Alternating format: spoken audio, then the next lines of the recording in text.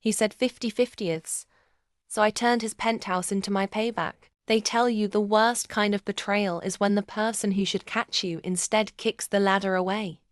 I lost my job. I came home raw and quiet, looking for a hand, not a lecture. Instead, he looked up from his laptop, clipped and cool. From now on, bills are 50/50ths. For a moment I stayed collapsed on the couch, tasting humiliation. Then a tiny, very dangerous thing happened. I remembered I knew how to build. I stopped begging for pity and started telling a story. I filmed a single, raw video.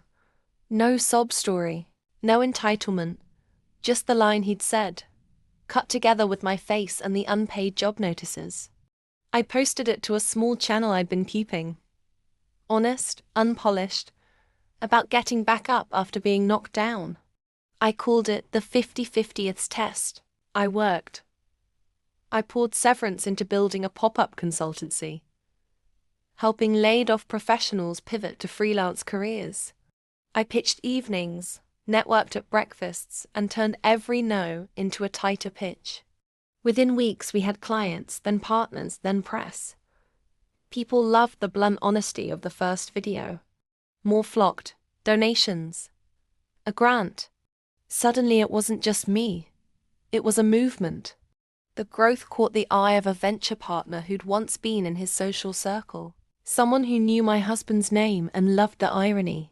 He offered to fund a permanent HQ, a co-living, co-working space for career restarters, mentorships and microgrants. The only catch? We needed a location with impact and visibility. Guess whose penthouse was both visible and listed under a shell company, because he liked privacy. I negotiated a purchase. Clean, legal, arm's length, using my new company's capital and the investor's money. He signed thinking it was a donor's sale, not realizing the buyer shared my last name. On closing day, I walked into the penthouse wearing a badge that read, Resident Director. The skyline had never looked so delicious. But I didn't leave him out on the street. Instead, I offered him a sublease. You wanted fairness, I said, handing him a printed invoice for 50% of utilities, parking, and maintenance, the same math he'd pitched at me. He swallowed. The man who'd reduced me to split the bills was now splitting a one-bedroom in a community center that hosted empowerment workshops, resume clinics, and seed funding ceremonies.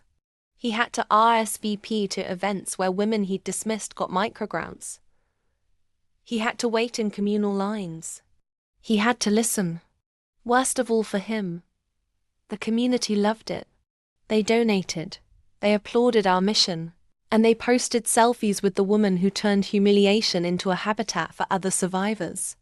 When he tried to gaslight me in front of friends, people laughed. Not at me, but at him. Want more delicious, strategic payback and real comeback stories? Subscribe and hit the bell. Join the channel where we turn "you owe me" into "we owe each other."